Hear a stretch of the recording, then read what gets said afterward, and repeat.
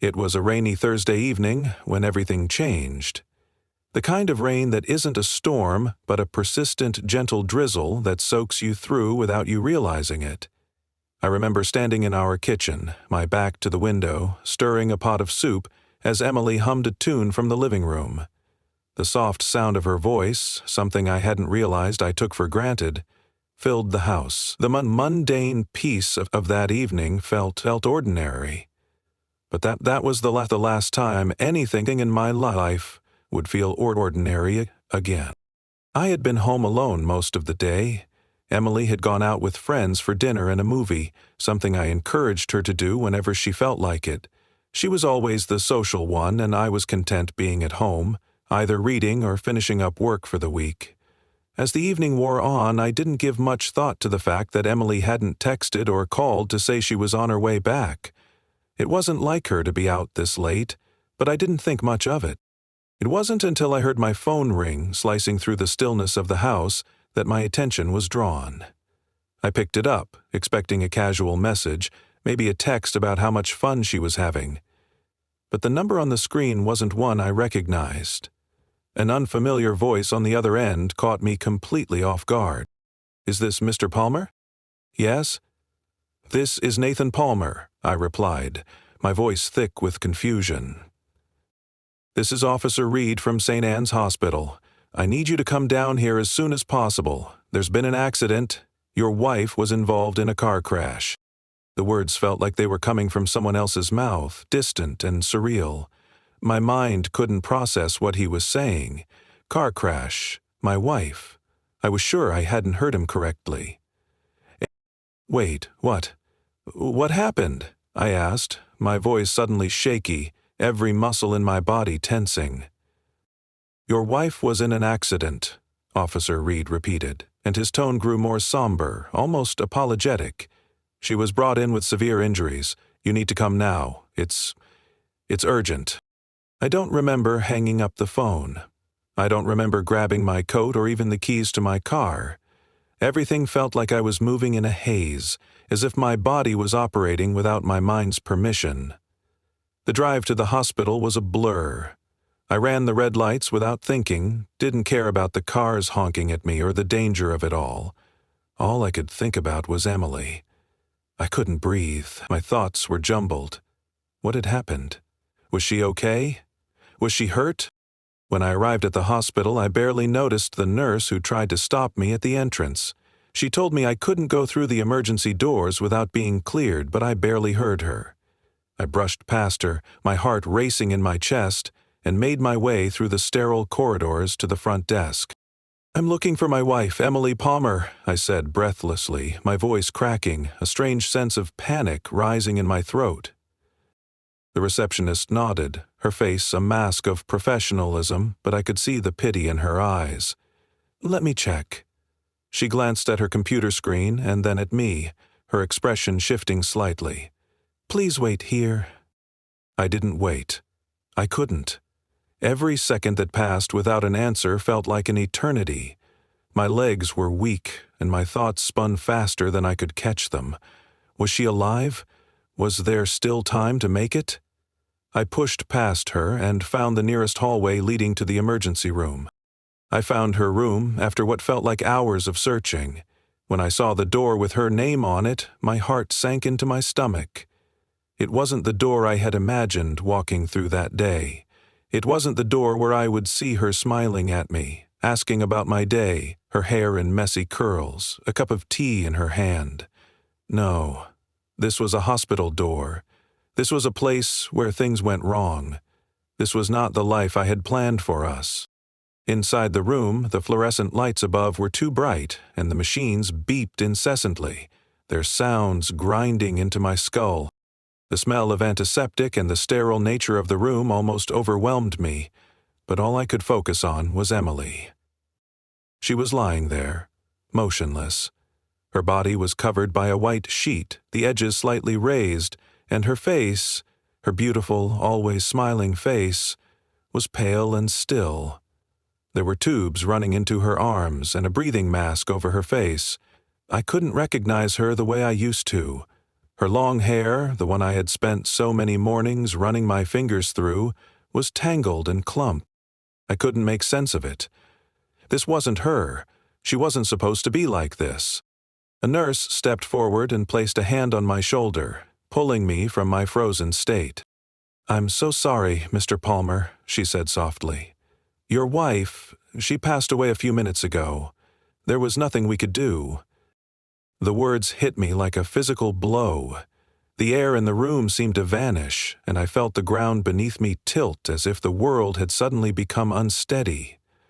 I felt my legs give way, but the nurse caught me just in time, holding me up as my body trembled with the weight of what she had just said. I couldn't accept it. I couldn't process it, no. Emily was strong, vibrant, full of life. She couldn't just be gone, not like this. It wasn't real. I would wake up any moment, and it would be a nightmare, and I'd be able to hold her again. But I didn't wake up.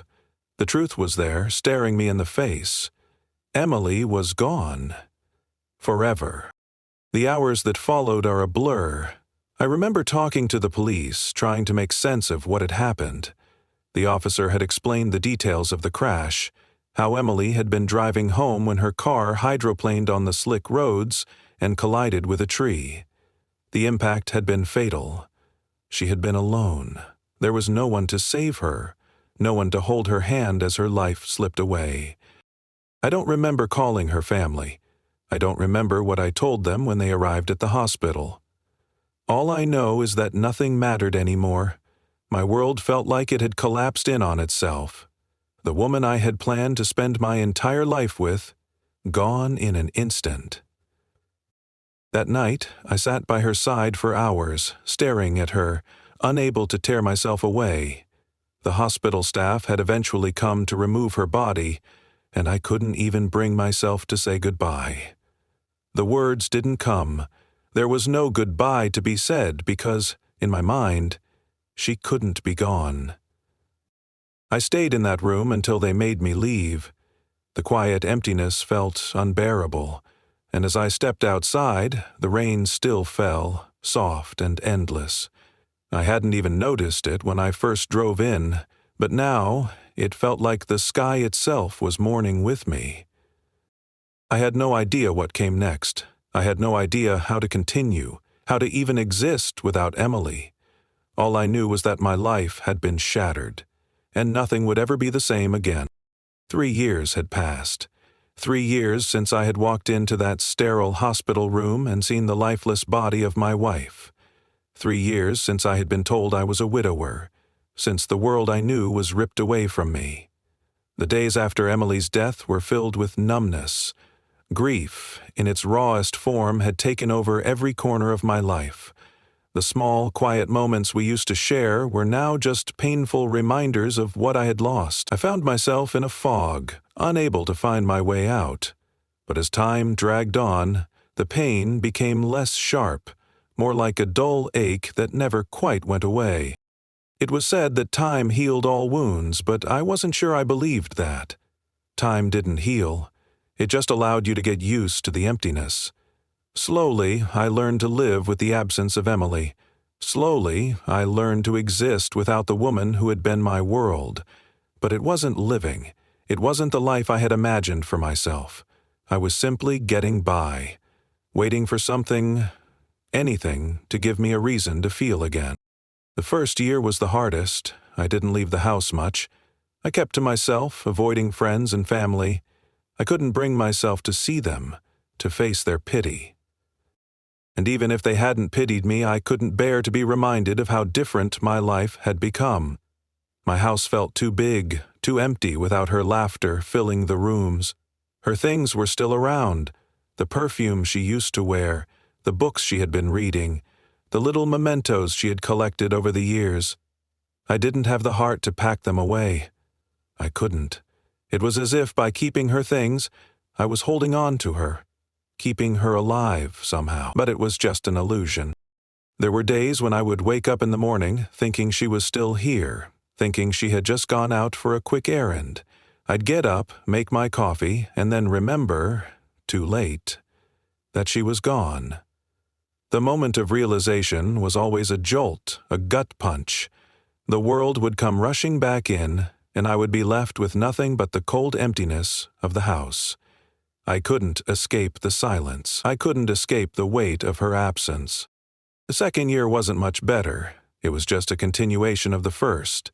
But there was one small difference. The grief had dulled. It was still there, lurking in the background, but I had learned to ignore it, to push it down so I could go about my day. I went to work, I went through the motions of life, doing everything I needed to do but never truly feeling anything. I would come home, stare at the empty rooms, and then go to bed, exhausted from pretending. But at least I was pretending less. I wasn't as consumed by the grief anymore. I could talk to people, even laugh occasionally, though it always felt hollow. I started going to therapy after the first year, mostly because everyone seemed to think I should. It was their way of saying, "You need to move on, Nathan. You need to heal." But nothing really helped. Talking about Emily in a sterile, clinical setting didn't make the pain go away. It didn't bring her back.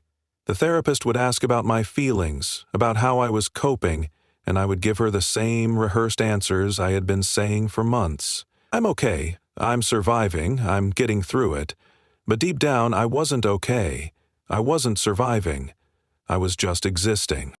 It wasn't until the third year that I felt something begin to shift.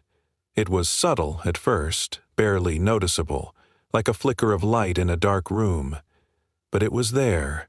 I found myself looking forward to little things, small moments that had once seemed insignificant. The smell of fresh coffee in the morning, the feel of the sun on my face when I went for a walk, the sound of birds chirping outside my window. For the first time in a long while, I realized that life wasn't just about surviving. It was about living, about experiencing the world again, even if it felt like I was doing it without her. It was also around that time that I started thinking about moving away. The house, the city, everything felt suffocating. I could still remember the look on her face the day we moved in, how excited she had been to start a new chapter in our lives. She had dreamed of this house, of making it our home, and now it was just a reminder of what I had lost. I couldn't live in the house where every corner held a memory of her. Her face in her memory had me. I needed a fresh start. I needed to be somewhere new, somewhere that wasn't haunted by the past. So I sold the house, packed up my things, and moved to a new city. It wasn't far, just enough distance to give me a chance to breathe. I found a small apartment in a quiet neighborhood, one that didn't have any history.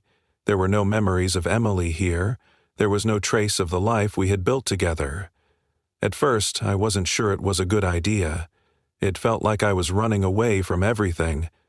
But as the days went by, I began to feel a small sense of peace. The new city was quiet, the pace of life slower. People didn't know me here. They didn't know my past, and that was exactly what I needed.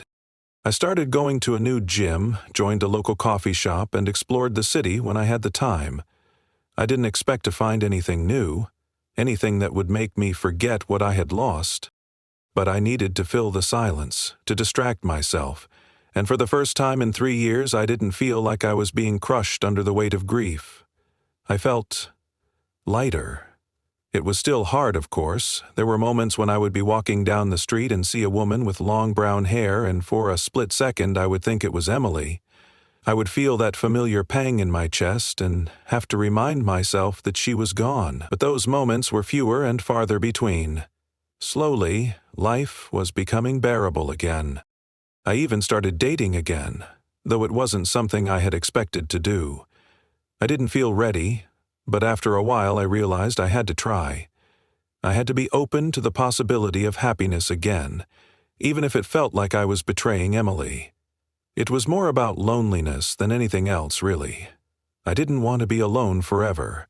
I didn't want to live in the past, but I didn't want to forget her either. The first few dates were awkward. I felt like I was going through the motions, like I was pretending to be someone I wasn't. I would find myself comparing every woman to Emily, noticing the little ways they were different, the ways they were never quite her. But gradually, I began to let go of the need to compare. I realized that I wasn't trying to replace Emily, I was trying to find something new. And then there were the nights when the silence would get to me. I would sit on the couch, staring at the walls, and feel the weight of the loneliness settle in. There was no one to talk to, no one to share my day with. I would think about Emily and wonder what she would be doing if she were still here. Would we be living in the house we had planned for? Would we have had children by now? Would I have been able to give her everything she wanted? But these thoughts were fleeting now. I didn't let them consume me. Instead, I focused on the present, on the life I was trying to rebuild. It wasn't easy, it wasn't perfect. And then, just as I was beginning to think that maybe, just maybe, I could move on, something happened that I couldn't explain. Something that would send my life spiraling into chaos once again. But that's a story for another chapter. For now, all I knew was that I had survived the worst of it. The pain wasn't gone, but it was manageable. I had learned to live with the absence of Emily. I had learned to live with the ache in my chest, to continue moving forward despite it all. It was on a rainy Tuesday afternoon, a typical fall day in the new city, when the first crack in my newly reconstructed life appeared. The sky was a dull gray, casting a muted light over the city streets. I had spent the morning in my small makeshift office working on a project for a client. As the hours wore on, I began to feel the familiar itch for something to break the monotony. I grabbed my jacket, shoved my laptop into my bag, and decided to take a walk to clear my head. The city was familiar enough by now, but I still didn't know it intimately. I had spent months trying to find my way around, learning where the best coffee shops were, where to buy groceries, and which park was the quietest. I enjoyed wandering, exploring new places, and occasionally getting lost. There was something comforting in the anonymity that came with being in a new city, far from the reminders of my past. It was as if I could start over, be someone new, someone who wasn't defined by the grief that still clung to me, no matter how much I tried to push it away. On this particular day, I found myself walking down a street I hadn't ventured down before. The buildings here were old, with brick facades and iron-wrought balconies. I passed a few small boutiques, their windows filled with colorful displays, and a bakery that smelled like fresh bread. It was quiet, peaceful in a way that made me feel more present in the moment. I was just about to cross the street when something caught my eye. It was a bookstore, small and unassuming, with a faded sign that read, "The Curious Reader." It looked old-fashioned in the best way, the kind of place that felt like it held stories in every corner. I had always been a reader. Emily and I had shared a love of books, often swapping recommendations and spending lazy afternoons curled up on the couch with a good novel. After her death, I had found it difficult to read. Books felt too heavy, too full of meaning, and I didn't have the energy to lose myself in someone else's story. But on that day, for reasons I still can't quite explain, I was drawn to the bookstore. It was a simple impulse, the kind that feels insignificant at first, but later becomes pivotal. I walked inside, and the musty scent of old paper hit me immediately. The bookstore was dimly lit, the shelves stacked high with books of all genres, their spines cracked and worn. It was the kind of place where time seemed to slow down, where every book begged you to open it and lose yourself in its pages. I wandered through the aisles, touching the spines of books as I went, feeling the comforting weight of their stories. I wasn't looking for anything in particular, just a way to pass the time. As I turned the corner of an aisle, I saw her. At first I thought I had made a mistake, that my mind was playing tricks on me. But then, as I blinked and stared at her, the impossible truth began to sink in. It was Emily, or someone who looked exactly like her. My heart stopped. I froze in place, my mind scrambling to make sense of what I was seeing. It couldn't be her, it just couldn't. I had buried Emily 3 years ago, I had watched her die, had felt the weight of her absence every single day since. And yet, here she was, standing in front of me, looking just like she had the day I lost her. The woman I was staring at had the same long brown hair, the same soft features, the same laugh that I remembered so well. The resemblance was uncanny. She was holding a book in her hands, her back slightly turned toward me. She was talking to a young boy, a child who couldn't have been more than 6 or 7, his hair a messy mop of curls. I watched as she smiled at him, her eyes lighting up in a way that was all too familiar. The joy in her face, the way she bent down to speak to him, it felt like a gut punch. It felt like I was seeing a ghost. The boy looked up at her, then at the book in her hands, and I couldn't help but overhear her words. "I think you'll really like this one," she said, her voice light and warm. My stomach churned. I didn't know why. It was just a conversation, a mother and child, but I couldn't move. I couldn't look away. I didn't know what to do. Part of me wanted to walk away, to pretend I hadn't seen her, that my mind wasn't betraying me, but another part of me, something deeper, compelled me to stay, to find out what was happening. I told myself that it couldn't be Emily, it wasn't possible, she was dead. But the way she moved, the way she laughed, the way she looked so alive, it was too much. It was as if time had stood still, and she had returned from the grave. I took a step forward, then another. My breath caught in my chest as I moved closer. The woman and the child turned down another aisle, and I followed them at a distance, barely able to believe what I was seeing. My feet felt like they were glued to the floor, my heart hammering in my chest. I wasn't sure what I expected, but I knew I had to get closer. I needed to know who this woman was. I kept my distance as they approached the counter to pay. The man at the register was older, with a gray beard and a kind smile. He seemed to know them, greeted them like old friends, which made my stomach twist further. It was surreal, watching this woman, who looked so much like Emily, interact with strangers as if she were someone else, as if nothing had ever happened to her. She handed the man some cash, and he smiled, giving her a bag with the book inside. She thanked him, and then they turned to leave. My mind was racing, and I made a decision, however irrational it might have been. I couldn't just walk away. I had to know. I had to confront this. "Excuse me," I called out, my voice trembling as I approached them at the door. The woman stopped in her tracks, her back to me for a moment, before she slowly turned around. I could see the confusion in her eyes. Her face, the same face I had loved, was still warm with a smile, but there was an unfamiliar hesitation now. I felt like a fool, standing there, feeling every nerve in my body scream at me to say something, anything. "Can I help you?" she asked, her voice kind but distant, as if I were just some stranger in her world. I opened my mouth to speak, but no words came out. I had thought I knew what I was going to say. I had thought I would demand answers, ask her why she was here, why she looked like my dead wife. But when I saw her face, when I saw the child beside her, everything inside me faltered. I finally found my voice. "I'm sorry," I said, struggling to keep my composure. "You look so much like someone I used to know, someone I lost a few years ago."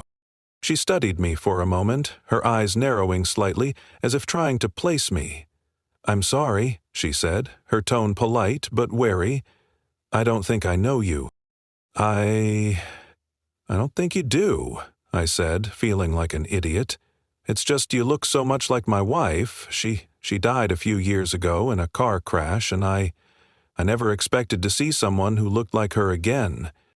The woman blinked, her face changing just slightly, a flicker of something, recognition maybe, passing through her eyes before she looked away. "I'm really sorry for your loss," she said, her voice soft. "But I think you're mistaken. I'm not who you think I am." I stared at her for a long moment, my heart still racing, the confusion clouding my mind. The child beside her tugged at her sleeve, and she smiled down at him, an expression of such tenderness, the same expression I had once seen Emily give our hypothetical future children. "I'm sorry for disturbing you," I said, my voice barely above a whisper. "I don't know what came over me." She nodded politely but said nothing more. I watched as she left the bookstore, the boy skipping ahead of her. I stood frozen in place, my mind a whirlwind of disbelief. There was no way it could have been Emily. but there was something so undeniable about the resemblance. I didn't know what to do with this new reality, this strange encounter. Was it just a coincidence, a trick of the mind, or was there something else going on? I couldn't answer that, not yet. All I knew was that the woman I had seen had looked exactly like Emily, and somehow that made everything feel even more uncertain than it had been before. The rest of the afternoon passed in a blur. My thoughts were consumed by that brief interaction, by the woman I had seen and the questions that now plagued me. It wasn't possible, I told myself. It couldn't be. But deep down, a part of me wasn't so sure anymore. What if Emily hadn't died that night? What if somehow, against all logic, she had been alive all this time? But the more I thought about it, the more I realized that the truth was far more complicated than I could understand. It wasn't just about seeing someone who looked like Emily. It was about what that encounter meant, and what it would mean for the future. I had to know more, and that meant finding out who this woman was. The next few days felt like a strange, surreal blur. I couldn't stop thinking about the woman I had seen in the bookstore, or rather, the woman who looked so much like Emily. I couldn't explain it, couldn't make sense of what had happened. My mind kept returning to the way she smiled at the child, the way her laugh echoed in my mind, but it was as if my heart and my mind were in a constant battle, one telling me to accept the impossibility of what I'd seen, and the other insisting that there was more to it. The resemblance was uncanny, too perfect to be a coincidence. I spent the next few days retracing my steps, going over every detail of that encounter in my mind. The bookstore was small, tucked away in a quiet corner of the city. I had passed it on several occasions since that day, but I hadn't returned. There had been no reason to, or at least that's what I told myself. But now I couldn't stop thinking about it. I had to go back. I had to understand. So I did. I walked into the Curious Reader with a sense of purpose, trying to push aside the jumble of emotions that had been swirling inside me since the encounter. The place was just as quiet as before, the air heavy with the scent of old books. I let my eyes wander over the shelves, the familiarity of the place offering a strange kind of comfort. It felt like a safe haven, despite the confusion still gnawing at me. I didn't know what I was hoping to find. Maybe an answer, maybe just a clearer sense of what had happened, maybe even a sense of closure.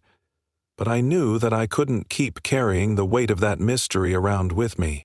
As I walked further into the store, I spotted the same man at the counter. He was still there with his gray beard and soft smile, reading a book with glasses perched on the edge of his nose. I walked up to him slowly, unsure of how to begin. My words felt heavy, loaded with a question I wasn't sure I could ask, but I had to. "Excuse me," I said, my voice tentative. The man looked up and smiled warmly, clearly recognizing me. "Ah, back again, huh? Hope you found something interesting last time," he said, his voice deep and kind. I hesitated for a moment, feeling silly for what I was about to ask. I was here a few days ago," I began, "and I saw a woman. She was with a young boy, and she looked a lot like someone I used to know. I was just wondering if you could tell me who she was." The man's expression didn't change immediately. He put down his book, a subtle look of recognition flickering in his eyes. But then he looked away, his gaze shifting to the floor, as if he was carefully considering what to say. "She comes in here sometimes with the boy," he said, his voice quiet, almost apologetic. "I've seen them together a few times. They're regulars, you could say." I felt a spark of hope at his words. I had been right.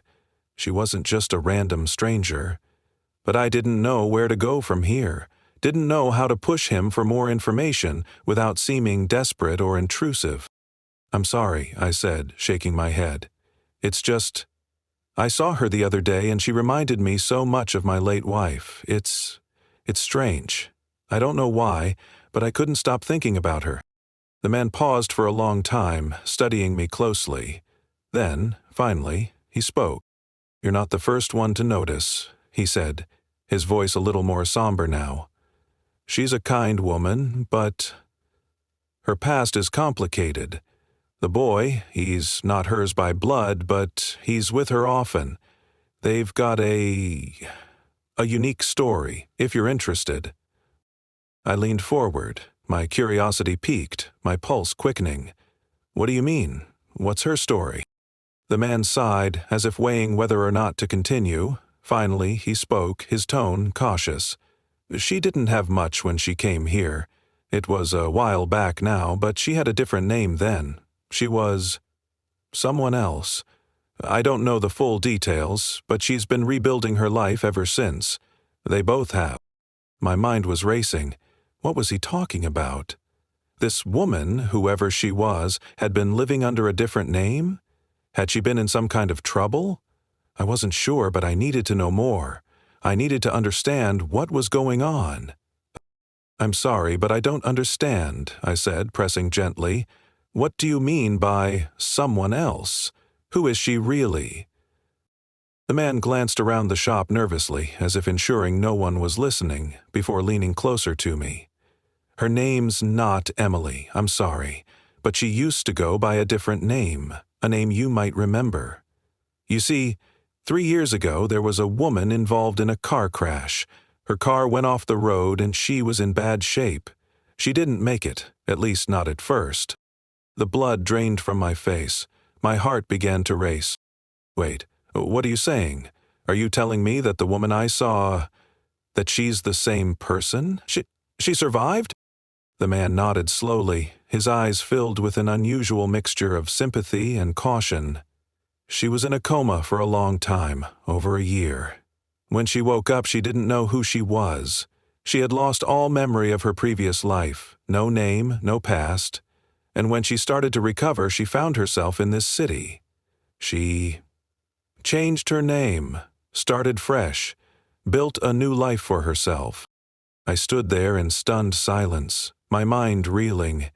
Emily had survived the crash? My mind couldn't process it. None of it made sense. The woman in the bookstore, the woman who had looked so much like my wife, was my wife. But how could that be possible?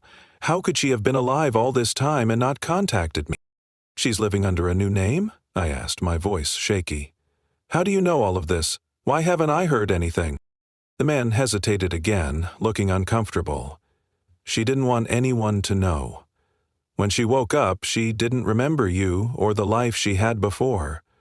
The doctors told her it was better for her to let go of the past, to move forward. She wanted a clean slate.